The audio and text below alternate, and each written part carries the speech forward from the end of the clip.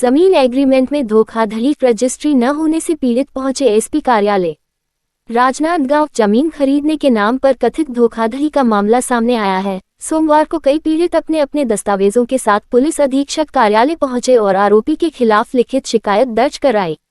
पीड़ितों ने बताया कि आरोपी ने उन्हें विभिन्न स्थानों पर जमीन दिखाकर एग्रीमेंट तो करवा लिया, लेकिन महीनों बीत जाने के बाद भी रजिस्ट्री नहीं करवाई। बताया गया कि कोई 6 लाख, कोई 2.5 लाख, तो कोई 2 लाख रुपए तक आरोपी को दे चुके हैं, परंतु आज तक जमीन की रजिस्ट्री नहीं कराई गई। पीड़ितों का कहना है कि आरोपी बार बार नया एग्रीमेंट करवाकर समय निकालता रहा और रजिस्ट्री की तारीख टालता रहा।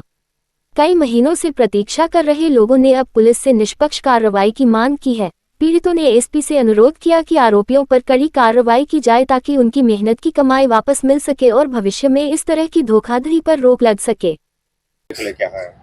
हम वो सईद खान निकजन हैं जो जमीन को हमको बेचने के लिए बोला, लेकिन पैसा भी लिया और उसके बाद फिर वो ना जमीन दे रहा है ना ही वो पैसा वापस कर रहा है। इस मामले में हम नगर पुलिस अधीक्षक के पास आए हैं कंप्लेंट देने के लिए। कितना जमीन था, कितना पैसा लिया?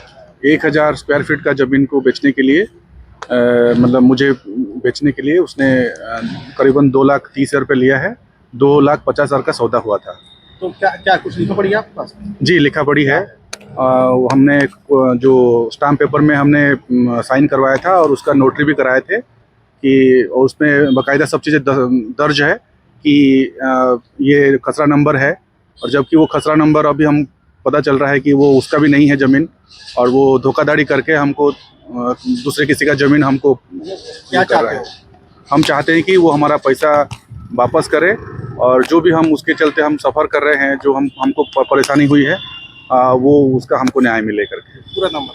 मेरा नाम है निरंकर पलाई और मैं वार्ड नंबर 4 नया ढाबा का रहने वाला हूँ। ज़मीन का धोखाधड़ी हुआ है मेरे साथ भी। तो सैदो नगर में रहता है सईद खान, है ना। वो लखोली बाईपास में ज़मीन दिखाया है कि प्लॉट था, 5,000 स्क्वायर फीट आप रख लो।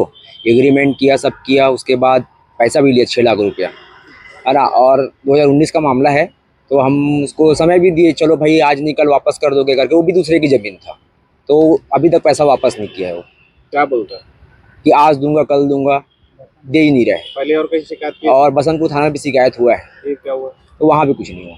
जांच चल रहा था बोले, उसके बाद कुछ नहीं किया। ऐसा कितने लोग का केस सामने आ रहा है? कितने लोग का? या ऐसे तो कम से कम 10 आदमी का होगा जिसके साथ ऐसा किया है। नॉलेज में? हाँ। आप लोगों ने जब पैसा दिया, लेन देन किया, उस समय जांच पड़ताल नहीं की उसके बारे में?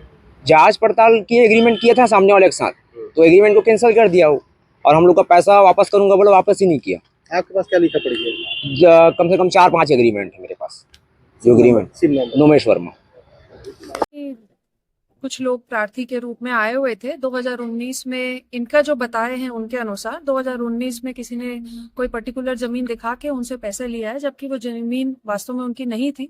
उन्हें थाना भेजा गया है, एक बार उसकी तस्दीक कर लेंगे। यदि ये घटना सत्य हुई तो उस पर तत्काल एफआईआर किया जाएगा।